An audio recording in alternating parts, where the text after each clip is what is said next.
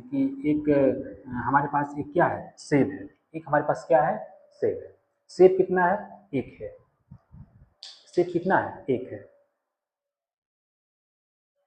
और उससे खाने वाले कितने हैं, चार लोग हैं। कितने लोग हैं, चार लोग। 1 2 3 4, कितने लोग हैं, चार लोग हैं। सपोज दैट मान लीजिए कि सेब हमारे पास है, क्योंकि हमें देखिए हमारा जो आर्ट है ना, बहुत बहुत हमें आर्ट बनाने नहीं आता है। अगर यहाँ पे बनाएंगे तो आप लोग बहुत हंसेंगे भी कि सेब कैसे बनाया सर। तो हम यहाँ पे सेब नाम लिख देते हैं।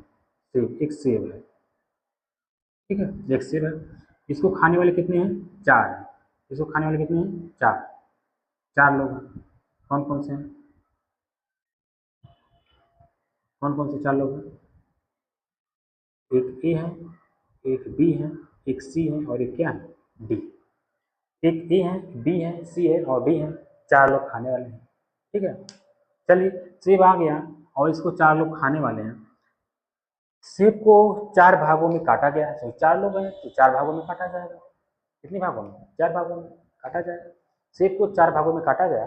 चार भागों में सेब को काट करके जो बी है, जो ए है, ये जो है, ये बी सी डी, ये आपस में क्या करने लगे, बात करने लगे। सेब को काटे तो काट के थोड़ा सा गप सप का आपस में बातें करने लगे। ये बोला भैया देखिए, हमें तो बहुत भूख लगी है, हमें हमारा हिस्सा आप दे दीजिए, हमें हमारा हिस्सा आप दे दीजिए। आप आपस में बात करिए, बात कर लीजिएगा तो आराम से खाइएगा, नहीं हमारा हिस्सा आप हमें दे दीजिए, बहुत तेज भूख लगी है। ये ने क्या बोला, बी सी डी से, कि भैया जो हमारा हिस्सा सेब का है, जो सेब का हमारा हिस्सा है, उसमें से हमारा हिस्सा आप दे दीजिए, हम खा लें। और फिर आपस में आप लोग बात करिए, बात करने के बाद आप लोग अपना अपना हिस्सा खाइएगा। तो थोड़ा सा बी सी डी को तो थोड़ा सा पहले थोड़ा आश्चर्यचकित हुए, थोड़ा सा चौकन्ना टाइप हुए कि ये ऐसा क्यों बोल रहा है। लेकिन फिर उनको समझ में आया, चलो अच्छा यार दोस्त है, देते हैं इसको खाने दो, ये जो है खा लेगा, अपना हिस्सा तो खाएगा, दे लो इसको, दो भूख लगी है, हम लोग बात कर लेते हैं तो आराम से खाएंगे, बातें करते हुए खाएंगे। तो ए ने कहा भैया दे दो हमारा।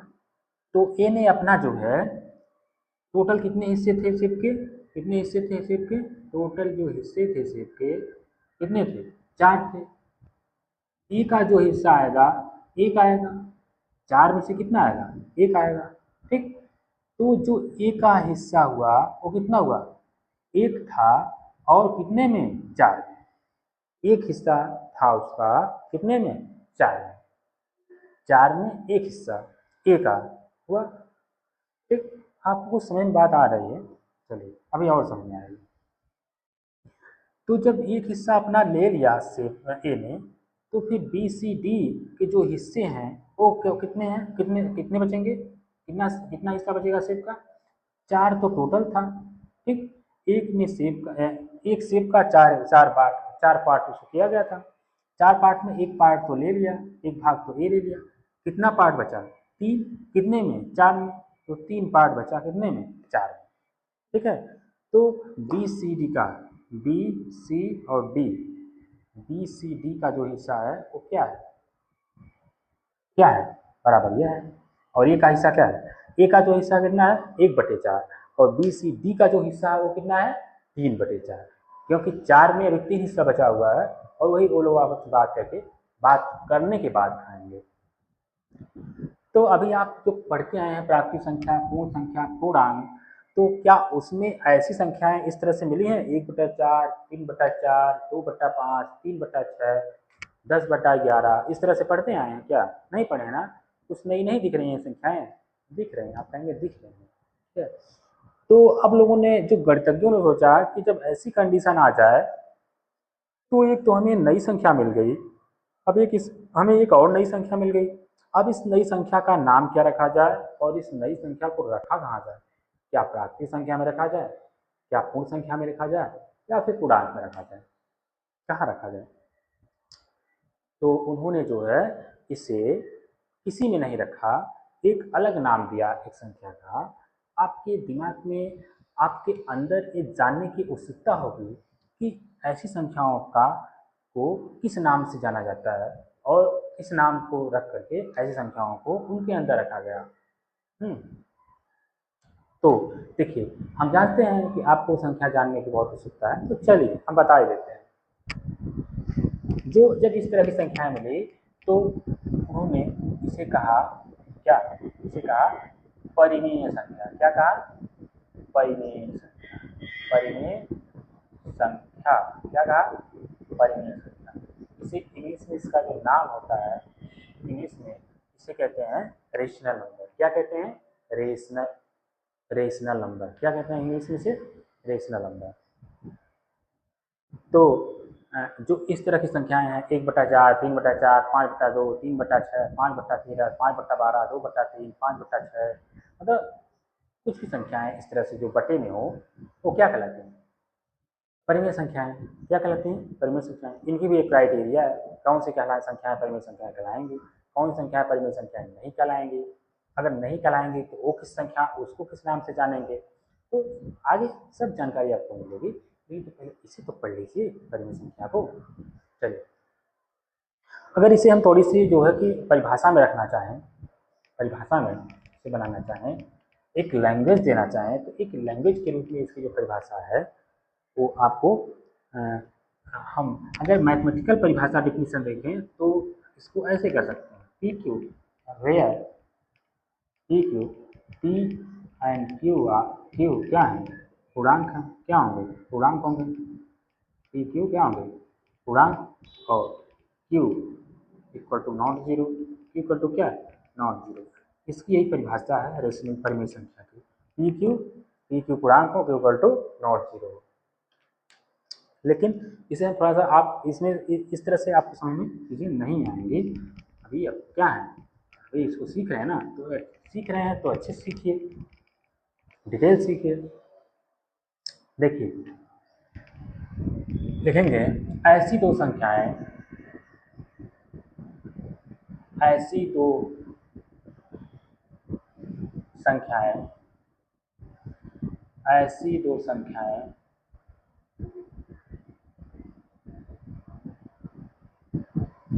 ऐसी दो संख्याएं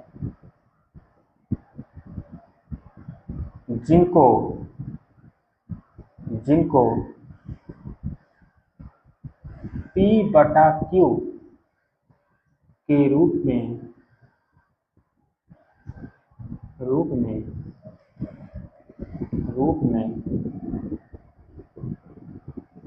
लिखा जा सके,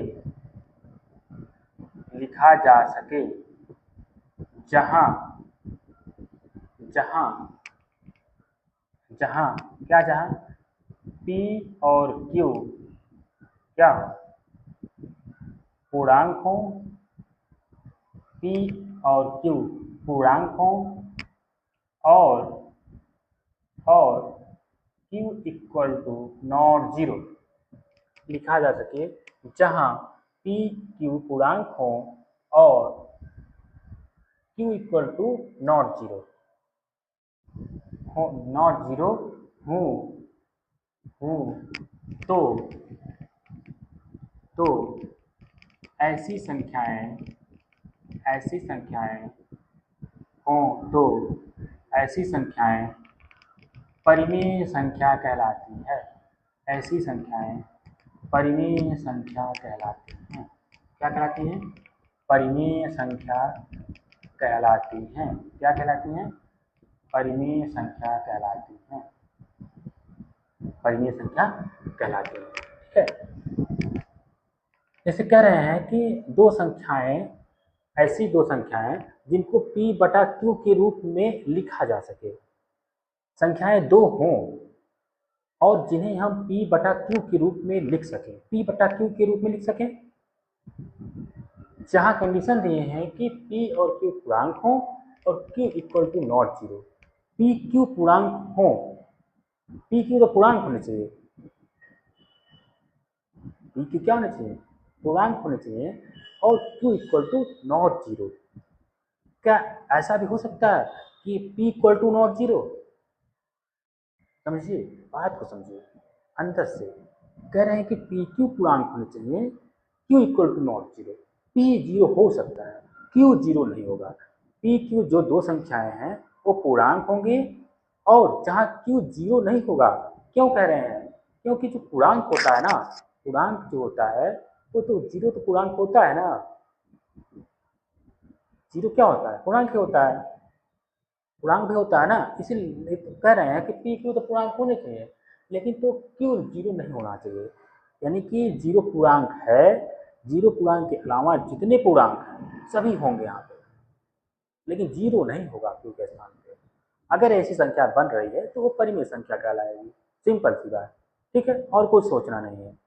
ऐसी संख्याएं जिन्हें p बटा क्यू के रूप में हम लिख सकते हो, जहाँ p क्यू पूर्णांक हो और q equal to not zero हो, तो हम ऐसी संख्याओं को परिमेय संख्या कहेंगे। क्या कहेंगे? परिमेय संख्या। जैसे हम एग्जाम्पल देते हैं, हम एग्जाम्पल लेते हैं, यहाँ पे इसको मैथमेटिकल रूप में लिखा जाता है, थोड़ा सा लिखा जाए कि दो संख्याएं p की हो, जिसे p बाई क्यू के रूप में लिख सकते हो, जहाँ पे q p और q पूर्णांक हो और q equal to not zero हो, q इक्वल टू क्या हो? Not zero. कंडीशन 3 है कि उन संख्याओं को p बटा q के रूप में लिख सकते हो जहां p और q पूर्णांक हो और q equal to not zero हो, q इक्वल टू क्या हो? नॉट जीरो हो, ठीक है। तो जो ऐसी संख्याएं बनेंगी वो क्या कहलाएंगे? पूर्णांक कहलाएंगे, ठीक है। जैसे हम एग्जाम्पल लेते हैं, हम क्या लेते हैं?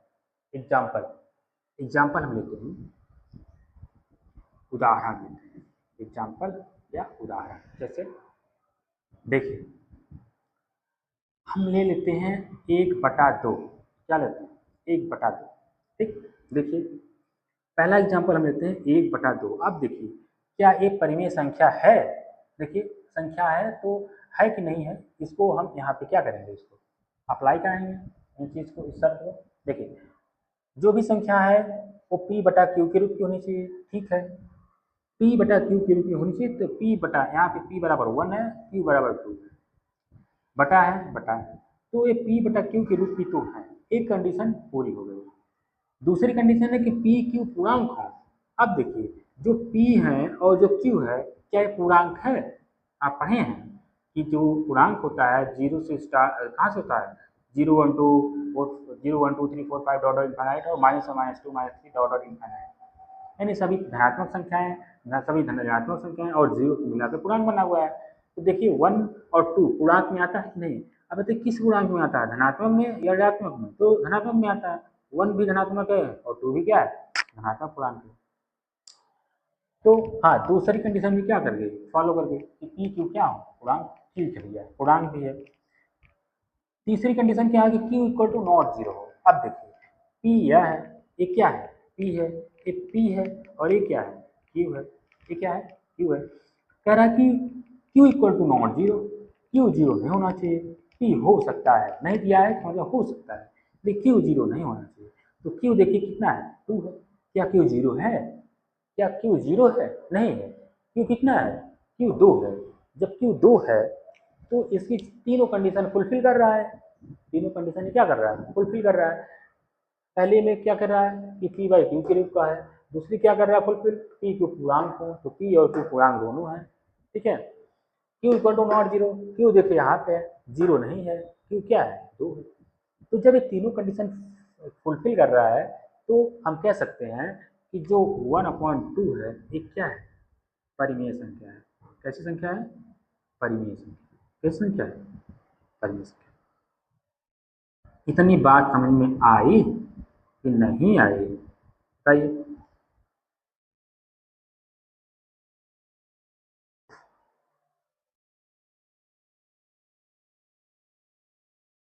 इतनी बात आपको समझ में आई कि नहीं आई? हमें लगता है कि ये बहुत बढ़िया से समझ में आ गई होगी कि ये जो है 1/2 क्या है? एक परिमेय संख्या है, ठीक है। चलिए एक दूसरा एग्जाम्पल लेते हैं, हम ले लेते हैं थोड़ा सा कुछ अलग लेते हैं। जैसे सपोज एक इसी टाइप का लेते हैं 1/3, ये 1/3।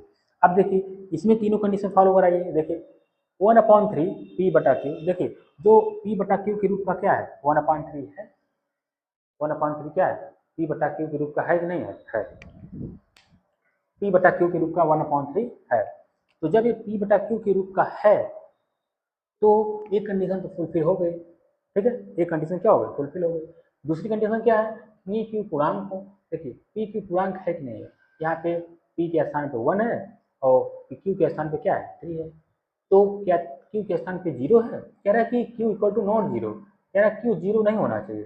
क्या क्यू 0 है, नहीं है, अब पी पूर्णांक है। ठीक है, तो दूसरी कंडीशन, तीसरी कंडीशन, पहली कंडीशन, तीनों कंडीशन फॉलो कर गया, तो हम कहेंगे कि 1/3 भी क्या है, एक परिमेय संख्या है। कैसी संख्या है, परिमेय, परिमेय संख्या है। कैसी संख्या है, परिमेय संख्या है। कैसी संख्या है, परिमेय संख्या है। चलिए अब एक कंडीशन आपको और ले चलते हैं, एक एक एक टाइप का और ले सकते हैं। इसी में हम लेते हैं 1/2, क्या लेते हैं, 1/, -1/2, -1/2। ठीक है, देखिए पहली कंडीशन क्या है कि पी बाई क्यू का रूप होना चाहिए। ठीक है, पी बाई क्यू का फॉर्म का है, पी बाई क्यू का फॉर्म का क्या है। दूसरी कंडीशन है पी क्यू पूर्णांक होने चाहिए। देखिए पी और क्यू दोनों पूर्णांक हैं। पूर्णांक में भाई माइनस आता है कि नहीं आता है, आपको पता है ना, इसीलिए बताया गया है पूर्णांक को कि उसका यूज यहाँ पे है। आप उसको जब याद कर लेंगे, उसको समझ लेंगे, तो ये आपके लिए हलवा हो जाएगा, हलवा। कुछ नहीं इसमें है, एकदम इसमें एक पैसे की दम नहीं है परिमेय संख्या में। अगर आप पहले की तीनों संख्याएं आप जानते हैं, समझ गए हैं, तो ये आपके लिए तीन कंडीशन याद लर्न करें, पूर्णांक आपको क्या हो जाएगा, तुरंत तुरंत बताएंगे पूर्णांक है नहीं है, ये है वो है, ये सारी चीज़ें हमें कोई बताना नहीं पड़ेगा, थोड़ा सा बता देंगे, आप समझ जाएंगे और आप आसानी से चीज़ों को कर लेंगे। ठीक है, चलिए अब देखिए 1/-1/2, तो देखिए पी बाई क्यू फॉर्म का है। ठीक है, पी क्यू पूर्णांक हो। देखिए पूर्णांक तो माइनस माइनस की जो चीज़ें होती हैं, माइनस की संख्या होती है वो तो पूर्णांक में होती हैं, तो -1 भी क्या है, पूर्णांक है। अगर नहीं समझ में आप ये बात आ रही होगी तो जो हमारी दूसरी वीडियो है उसको आप जाके उस वीडियो को देखिएगा और आपको समझ में बात आ जाएगी पूर्णांक कौन कौन सी संख्याएं हैं। तो देखिए -1 क्या है, पूर्णांक है। 2 भी क्या है, पूर्णांक है। और यहाँ पे कह रहा है तीसरी condition Q equal to not zero, Q zero नहीं होना चाहिए। क्यू देखिए जीरो है, नहीं है, क्यू जीरो नहीं है। जब क्यू जीरो नहीं है, तीनों कंडीशन फुलफिल कर रहा है, तो ये क्या आ जाएगी, परिमेय संख्या। क्या कहलाएगी, परिमेय संख्या है। ये कैसी संख्या है, परिमेय संख्या है। ठीक है, यहीं पर एक बात हम और ले लेते हैं, क्या ले लेते हैं, 1/3/0 ले लेते हैं, सॉरी 0/3 ले लेते हैं। क्या ले लेते हैं, 0/3। देखिए हम एग्जाम्पल इतना क्यों ले रहे हैं, हम मानते हैं कि हमारी वीडियो जो है थोड़ा सा लंबी जाती है और हम कोशिश करते हैं कि थोड़ा सा और छोटी हो, और करेंगे भी, लेकिन तो थोड़ा समझाने में समय लग जाता है। अगर हम आपको इतने बेहतर तरीके से समझाने की कोशिश कर रहे हैं और इस हर रोज़ कुछ बेहतर तरीके से समझाने की कोशिश करना चाहते हैं, तो थोड़ा सा वीडियो अगर लॉन्ग जाए, लंबा जाए, तो उसको आप लोग थोड़ा सा इग्नोर करिएगा। इसके लिए हम क्षमा चाहते हैं। हाँ, कोशिश करेंगे कि वीडियो थोड़ा सा हमारी और छोटी हो और थोड़ा सा कम टाइम में बने। चलिए अब लेते हैं 0/3, 0/3 लेते हैं। तो देखिए 0/3 में फुलफिल कराइए तीनों कंडीशन। पी बाई क्यू, पहली कंडीशन पी बाई क्यू का रूप होना चाहिए। देखिए पी बाई क्यू का रूप का तो है, पी के स्थान पे क्या है 0, क्यू के स्थान पे क्या है 3, पी बाई क्यू का रूप का है कि नहीं है। दूसरी कंडीशन फॉलो कराइए, पी क्यू पूर्णांक हो, पी क्यू क्या हो, पूर्णांक हो। देखिए पी और क्यू पूर्णांक हो, तो देखिए पी बराबर 0 है, क्यू बराबर 3 है, तो 0 पूर्णांक है कि नहीं है। हमने आपसे कहा था कि 0 ना तो धनात्मक है ना तो ऋणात्मक पूर्णांक है, लेकिन पूर्णांक है। ये कोई स्पेसिफिक पूर्णांक नहीं है कि ये धनात्मक है या ये ऋणात्मक है, लेकिन हाँ ये पूर्णांक है, इतना तो मानना है ही, ये पूर्णांक है। तो 0 भी पूर्णांक है, 3 तो पूर्णांक है ही। अब 0 और 3 दोनों पूर्णांक हो गए, तो दूसरी कंडीशन फॉलो हो गई। तीसरी चलते हैं, Q equal to not zero होना चाहिए। तो देखिए क्यू क्यू क्या है, 3 है, तो क्या क्यू 3 है, क्या 0 है, 0 है, बताइए क्यू 0 है, नहीं है। तो जब 0 नहीं है तो क्या हो गया, ये तीसरी फॉलो हो गई। जब तीसरी हो गई, तो जब तीनों कंडीशन फॉलो कर गया, तब ये क्या होगी, परिमेय संख्या होगी। कैसी संख्या होगी, परिमेय संख्या होगी, परिमेय संख्या है। यानी ये भी क्या है, परिमेय संख्या है। अब थोड़ा सा आपको हम थोड़ा सा सोचने के लिए मजबूर करेंगे। इस पॉइंट पर या फिर थोड़ा सा इस पे थोड़ा सा अगले वाले पॉइंट पर और ज़्यादा सोचने के लिए मजबूर करेंगे। थोड़ा सोचिए, थिंकिंग, जितनी आप सोचेंगे आपकी एनर्जी, आपकी जो मेमोरी है उतनी ही तेज होगी।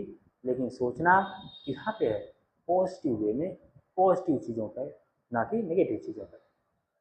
चलिए एक क्वेश्चन लेते हैं, हम लेते हैं 2/0, 2/0 यानी 2/0, 2/0, 2/0।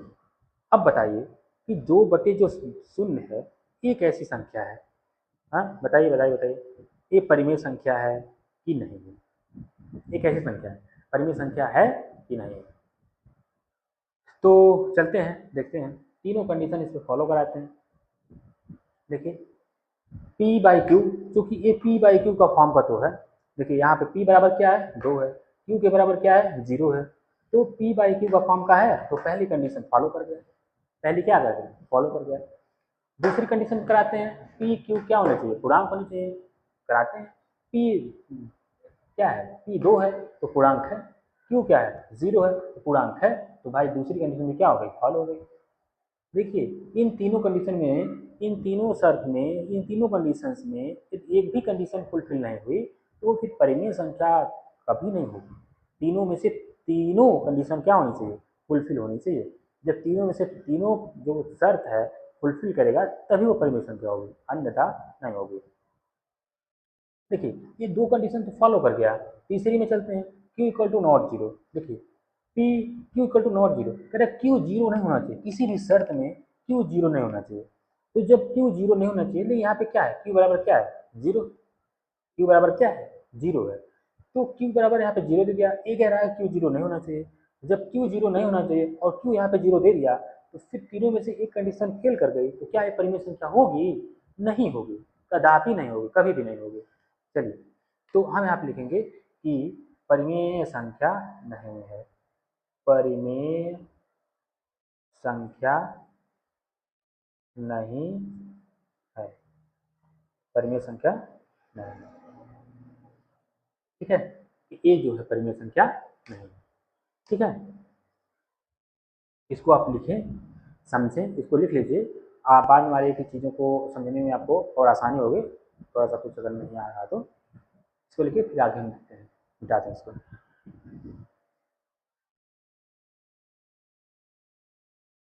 ऐसी दो संख्याएं जिनको P/Q के रूप में लिखा जा सके, जहां P के पूर्णांक हो और Q equal to not zero हो, तो ऐसी संख्याएं परिमेय संख्या कहलाती हैं।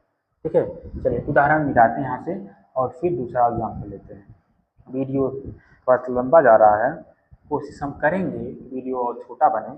ठीक है, लेकिन हाँ हमारा उद्देश्य है कि जो चीज़ें हम बता रहे हैं वो आपको समझ में आना चाहिए। आप वीडियो लंबा जा रहा है कि छोटा जा रहा है, आप उसको मत माइंड करिए। एक बार वीडियो देखने के बाद अगर आपको समझ में आ जा रहा है तो वीडियो बड़ा होने का जो है कोई गलत काम नहीं है, वीडियो लंबा हो जा रहा है, लेकिन फिर भी हम कोशिश करेंगे कि वीडियो थोड़ा सा और छोटा हो।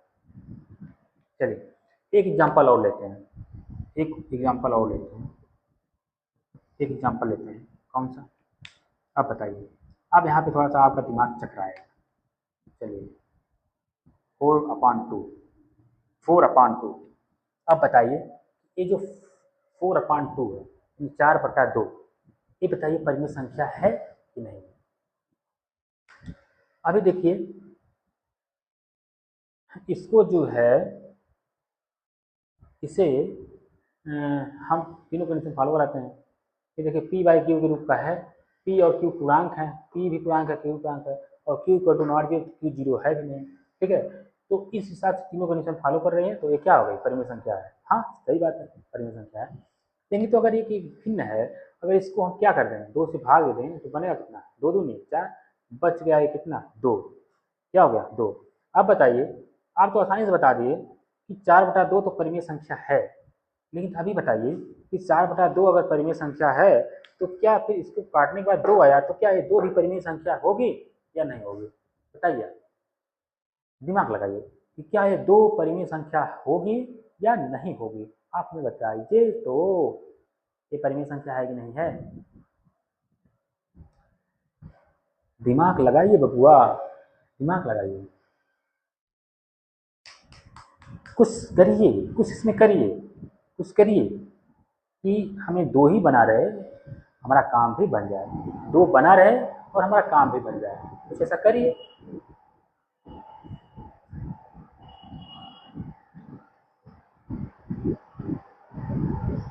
सोचिए कुछ, हम थोड़ा सा साइड में जाते हैं कि 4/2 ये क्या है, परिमेय संख्या है। जब हम इसको सरल किए तो हमें 2 प्राप्त हुआ, तो 2 क्या है, परिमेय संख्या है कि नहीं है, बताइए। और हाँ, इसको आप बताएंगे, कमेंट बॉक्स में कमेंट करेंगे कि परिमेय संख्या है कि नहीं है, और इसके आगे जो भी चीज़ इसमें होगी उसे कल बताया जाएगा और दूसरे वीडियो में। और आज तक यहीं भी हम आशा करते हैं कि आपके लिए ये जो वीडियो है बहुत ही हेल्पफुल होगी, समझने में बहुत ही आसानी हुई होगी। आप जितनी सारी चीज़ें आज संख्याएँ पढ़ाई गई हैं, आज चौथी संख्या आई थी, परिमेय संख्या आप बहुत अच्छे से समझ पाए होंगे और आगे भी और अच्छे से समझ पाएँ, इसके लिए मैं कड़ी मेहनत करता रहूँगा। जानते हैं, चीज़ों को अच्छे से अगर हम कितनों अच्छे से समझा रहे हैं, अगर आपकी चीज़ आपको समझ में नहीं आ रही हैं तो फिर उसका मुझे समझाने का कोई मतलब नहीं है। या मैं अगर समझा आपके समझ में नहीं आ रही है तो इसका मतलब है कि मैं वहाँ पे फेल हूँ, मैं वहाँ पे क्या हूँ, फेल हूँ। अगर चीज़ें आपको समझ में आ रही हैं तो मैं कितना भी घटिया समझा रहा हूँ, कोई कितना घटिया समझा रहा हो, आपको अगर समझ में आ रही हैं तो फिर वो क्या है, उस पर वो सक्सेस है, उस पर चल रहा है। लेकिन अगर आपके सामने वाले को समझ में नहीं आ रहा है तो मैं पूरा समझा के क्या करूँगा, बहुत बकवास क्या करूँगा, कोई मतलब नहीं मिलेगा। लेकिन हम ये आशा करते हैं कि आपको ये चीज़ें बहुत अच्छे से समझ में आई होंगी और आगे भी चीज़ें अच्छे से आएंगी। हम अगले वीडियो में आपसे मिलते हैं। नमस्कार, जय हिंद।